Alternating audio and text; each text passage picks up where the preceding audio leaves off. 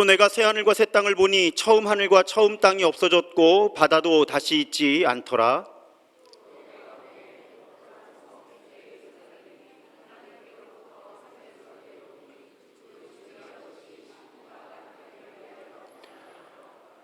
내가 들으니 보좌에서 큰 음성이 나서 이르되 보라, 하나님의 장막이 사람들과 함께 있음에 하나님이 그들과 함께 계시리니 그들은 하나님의 백성이 되고 하나님은 친히 그들과 함께 계셔서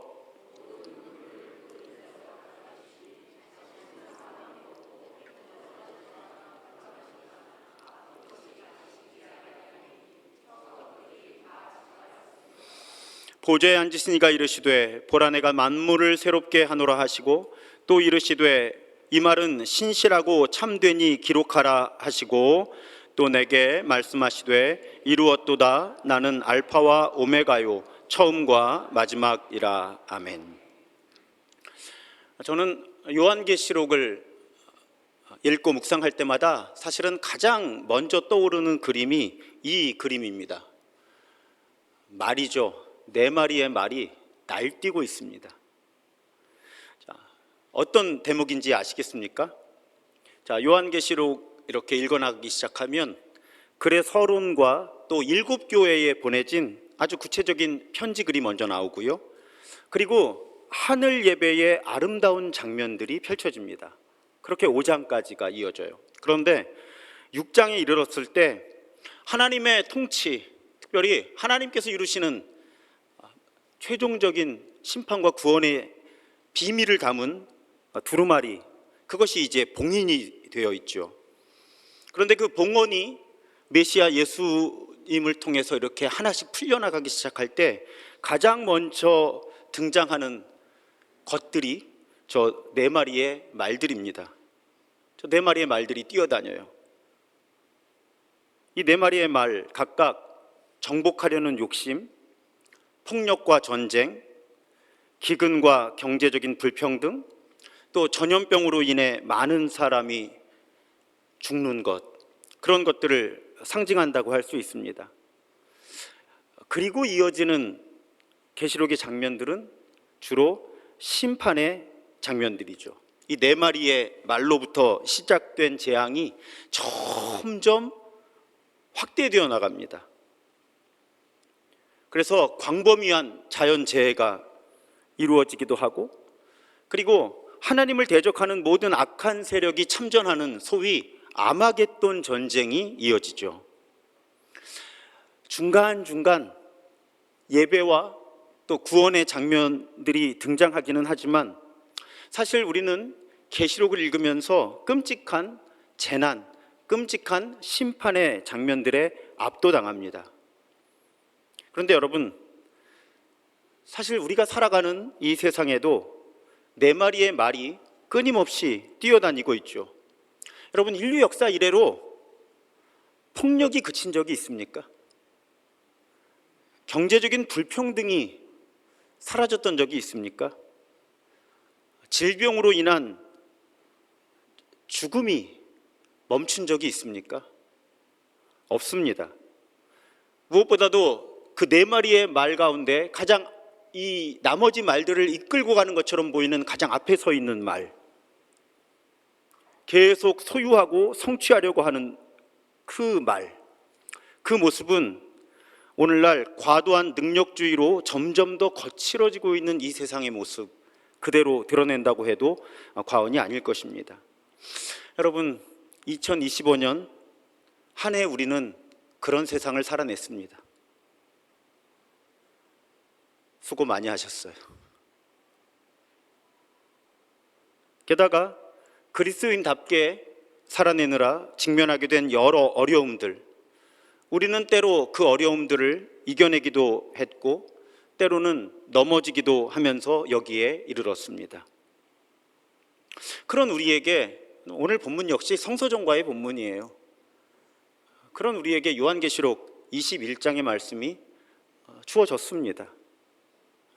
자, 모든 것이 뒤엉켜 있는 심판의 장면을 바라보면서 요한이 힘들어할 때 요한이 시선을 돌립니다. 놀라지 않을 수가 없죠. 시선에 닿는 모든 풍경이 새로워집니다.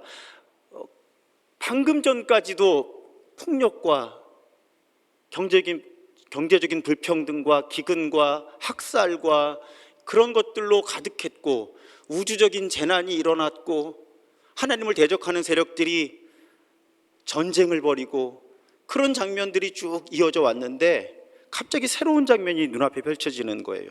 요한은 이 풍경을 새하늘과 새 땅이라고 밖에는 표현할 수 없었습니다. 자, 모든 것이 새로워지고 있는데 그 모든 변화를 담아낼 수 있는 최대한 짧은 표현인 것 같아요. 6글자, 새하늘과 새 땅, 한글로. 그거 이상 표현하기가 어려웠던 거죠. 모든 현실이 새로워지고 있었던 거예요. 그러면서 저 하늘로부터 완벽한 세상이 땅으로 내려옵니다. 그런데 그 성의 규격이 매우 특별하죠. 16절에 보면 갈대자로 그 성을 측량하니 12,000 스타디온이요 길이와 너비와 높이가 같더라, 이렇게 되어 있습니다. 정육면체죠. 길이와 너비와 높이가 같다. 이 성이 완벽하다는 뜻입니다. 당시 사람들에게 정육면체가 완벽한 도형이었다고 해요. 가장 균형을 이룬 도형이었다고 판단했던 거죠. 구체적인 모습을 묘사하기는 어렵습니다. 이 세상에 존재하는 세상이 아니에요. 그저 저는 저의 용어로 하면 하나님과 사람 사이, 사람과 사람 사이, 사람과 모든 창조 세계 사이의 관계가 완벽하게 회복된 세상이라고밖에 표현할 수 없습니다. 그렇게 표현하고 싶어요. 모든 관계가 완벽하게 샬롬이 이루어진 그런 세상. 이제 그곳에 망가진 사람은 없습니다. 망가진 사회도 없고요, 망가진 생태계도 없어요. 고대 시대에 바다가 악과 혼돈의 상징이었습니다. 그런데 이제 더 이상 바다가 없다고 되어 있어요. 악과 악으로부터 나오는 모든 혼란이 사라진 완벽한 세상의 회복을 의미하는 것입니다. 반대로 여기에는 하나님께서 장막을 치셨다고 되어 있습니다. 하나님의 임재로 가득한 세상이죠. 저희 교회가 자주 사용하는 용어로 하면 하나님과 어울리지 않는 건 아무것도 없고 하나님과 어울리는 것으로만 가득한 그런 세상. 요한은 네 마리 말이 뛰어다니는 그 혼란으로부터 시작된 우주적 재난과 하나님을 대적하는 모든 악한 세력의 충돌 뒤에 그런 완벽한 세상이 회복되는 것을 봅니다. 그 완벽함은 크기에 있어서도 드러나죠. 이 정육면체의 한 면이 12,000 스타디온이라고 합니다. 12,000이라는 숫자 자체도 12의 1000이죠. 아주 좋은 숫자예요, 계시록에서. 완전수에 가깝다고 할 수 있죠. 그런데 요한계시록의 저자는 스타디온이라고 하는 성경의 아주 낯선 단위를 선택합니다. 그리고 여러분들이 갖고 계신 성경의 각 줄을 보시면 이 스타디온이, 한 스타디온이 192m입니다. 사실은 작은 단위가 아닙니다. 보통 성경은 규빗이라는 단어를 사용합니다. 규빗이 이만큼이에요. 대략 45.6cm. 사람마다 다르겠죠. 고대에서는 사람의 신체를 기준으로 삼았으니까. 보통 성경의 치수는 규빗입니다. 길이의 단위가. 유독 여기에만 스타디온이에요. 그런데 한 스타디온이 190m가 넘어요. 그러면 12,000 스타디온은 한 면이 2,300km 정도가 되죠. 꽤 큰 정육면체입니다. 가로 세로도 2,300인데 여러분 높이가 2,300이에요. 이건 거의 대기권을 뚫고 나가는 높이죠. 그래서 언젠가 한번 예배 시간에 보여드렸어요. 사람들 중에는 참 재미있는 일들을 많이 하죠. 이거를 지구본을 놓고 박스를 만들어서 이렇게 올려놓은 사진들이 인터넷에 지금 꽤 많습니다. 이만한 크기예요. 그러니까 과거에 그린 그림을 보면 이렇게 여기 또 높은 산에 올라가서 그 성을 보여준다 이런 표현이 있으니까 이 과거에 그린 그림을 보면 정말 근처 산에 올라가서 이 하늘로부터 내려오는 거룩한 성서 예루살렘을 이렇게 내려다보는 장면이 나오는데 성경적으로 보면 앞뒤는 안 맞습니다. 왜냐하면 그 성은 저렇게 커요. 올라가서 내려다볼 수 있는 규모가 아닙니다. 자, 남의 나라 위에다가 이걸 올려놓으니까 느낌이 잘 안 오시죠? 그래서 제가 서울을 중심으로 2300km의 원을, 지름 2300km의 원을 그려달라 그랬어요. 그랬더니 우리 전사님이 AI한테 시켜서 그렸습니다. 그랬더니 한쪽이 어디까지 가나 봤더니 거의 필리핀 마닐라까지 가요. 근데 저게 정육면체라는 거예요. 한 면이 얼마나 큰 성인지 아시겠죠? 그러면 왜 이렇게 큰 성의 모습을 요한계시록이 그려내고 있을까요? 실제 몇 킬로미터인가가 중요한 게 아니에요. 사실은 요한계시록의 저자는 완전한 성을, 완전한 세상이라는 걸 강조하고 싶었던 거고, 사실은 온 세상을 뒤덮을 만큼 큰 나라가 이루어진다는 걸 말하고 싶었던 거예요. 왜냐하면 여러분, 고대 시대의 사람들 이 지구 그림 그린 거 보면 어떻게 생긴 줄 알았어요? 지구가 이렇게 배를 타고 가다가 보면 낭떠러지를 만나서 떨어진다고 믿었어요. 그리고 당시에 우리 신약 시대에 보면 다시스, 그러니까 스페인 정도가 가장 먼 거리였다는 거죠. 땅끝이라고 여기는. 그러니까 하늘로부터 한 면의 길이가 2300km짜리의 정육면체가 내려오는 건요, 당시에 로마 제국이 통치하고 있던 온 세상을 다 뒤집어 덮는다는 뜻이었다는 거예요. 우리는 지금 지구의 크기를 다 아니까 저 지구본을 만들어 놓고 대략 요만하다 말할 수 있지만, 이 성경이 기록되던 시대 사람들의 세계관에서는 지금 온 세상을 다 뒤집어 씌울 만큼의 새로운 세상이 하늘에서 땅으로 내려와서 이 땅의 모든 악과 악으로부터 기인한 혼란을 뒤집어 씌운다라고 그렇게 예언하고 있는 거죠. 그렇게 묵시문학적인 표현으로 드러내고 있다는 것입니다. 그러니까 여러분, 여기서 요한계시록이 우리에게 보여주고 들려주려고 하는 메시지가 무엇인지가 분명하게 드러나죠. 하나님의 때가 이르면 하나님께서 온 세상을 새롭게 하신다는 것입니다. 네 마리 말이 뛰어다니던 끔찍한 세상, 그 위로 새로운 세상이 덧입혀진다는 거예요. 절대 그런 일이 일어날 것 같지 않았는데 하늘로부터 새로운 세상이 이 세상을 뒤집어 씌우면서 새로운 세상이 이루어지고 우리의 구원이 완성된다는 것입니다.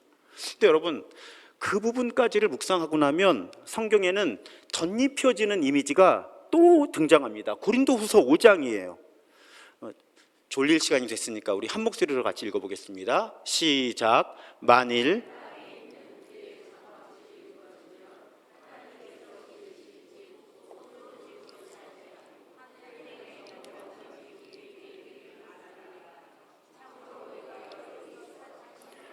하늘로부터 오는 우리 처소로 덧입기를 간절히 사모하노라. 아멘.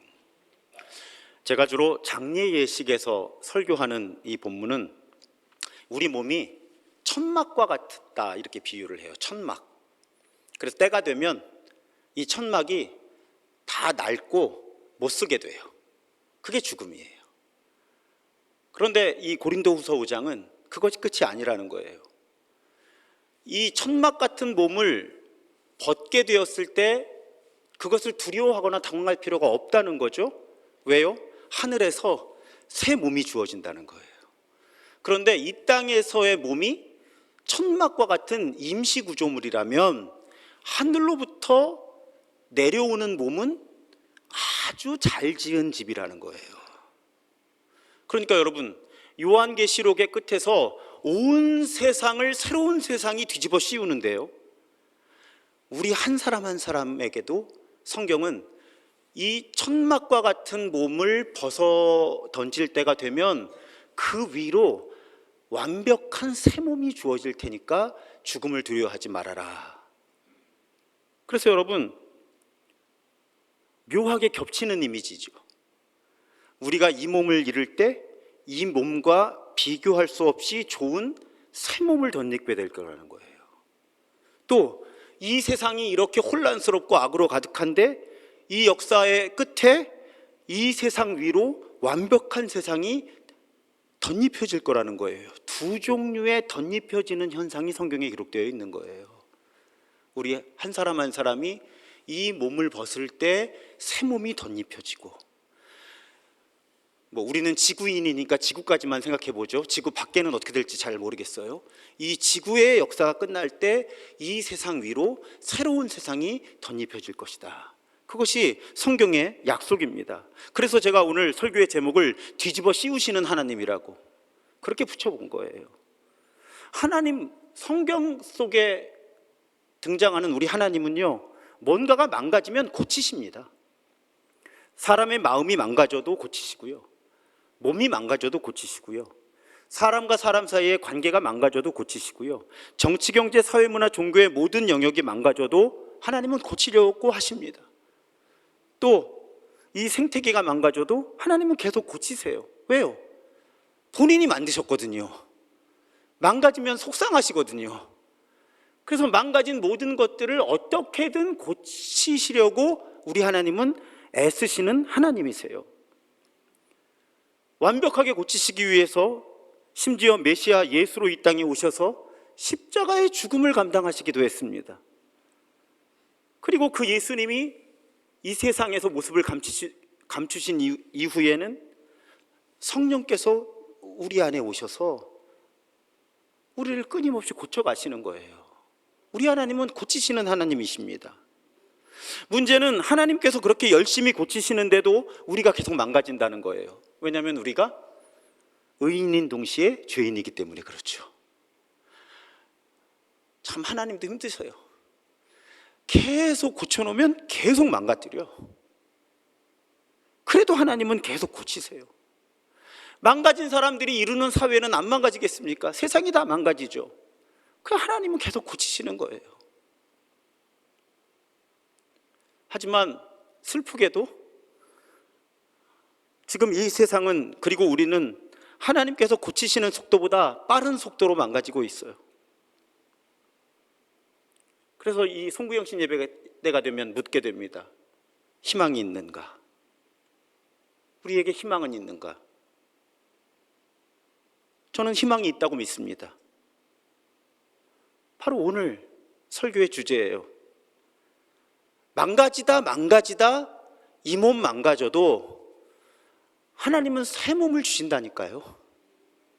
망가지다 이 세상이 다 망할 것 같아도 언젠가 하나님은 이 세상을 새로운 세상, 완벽한 세상으로 뒤집어 씌우신다니까요.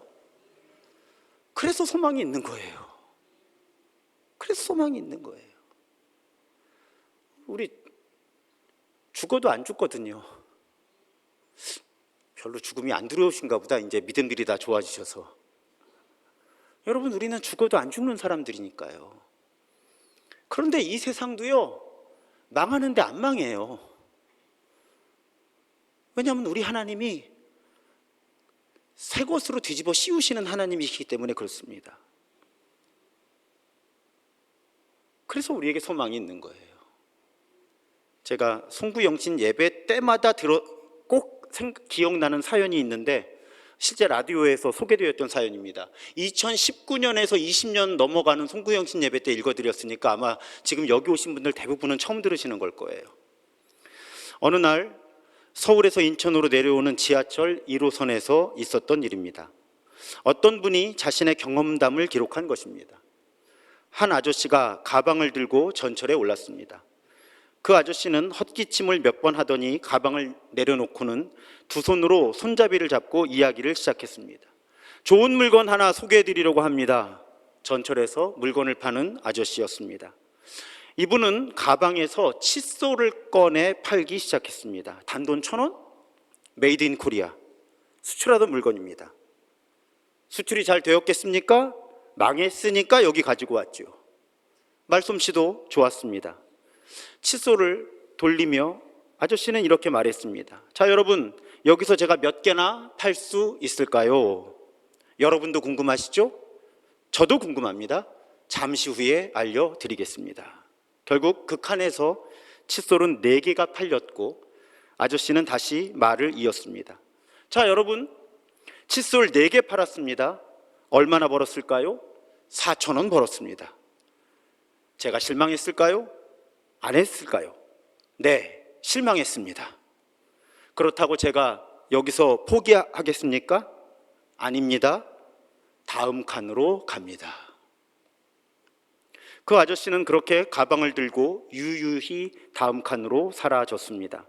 전철에 있던 사람들이 거의 뒤집어져서 웃었습니다. 그런데 이 사연을 쓴 분, 저에게는 그 말이 계속 마음에 남았습니다. 그렇구나. 저 아저씨는 칫솔을 몇 개 못 팔아서 실망도 하지만 다음 칸이 있다는 사실에 소망을 품고 사는구나. 그래, 내 삶에도 희망은 있다. 내 삶에도 다음 칸이 있으니까. 그렇습니다, 여러분. 이 사연의 주인공은 다음 칸이 있다라는 희망으로 힘든 지하철 외판원의 삶을 버텨가는 분의 모습 속에서 내 삶에도 다음 칸이 있다라는 희망을 읽어내죠. 그렇다면 우리 그리스도인들은 어떠한 상황 속에서도 희망을 포기하지 않을 수 있는 사람들입니다. 우리 하나님은 끊임없이 우리에게 다음 칸을 주시는 하나님이시기 때문입니다. 우리가 2025년을 실패와 낙심, 절망으로 보냈다고 해도 우리에게는 희망이 있습니다.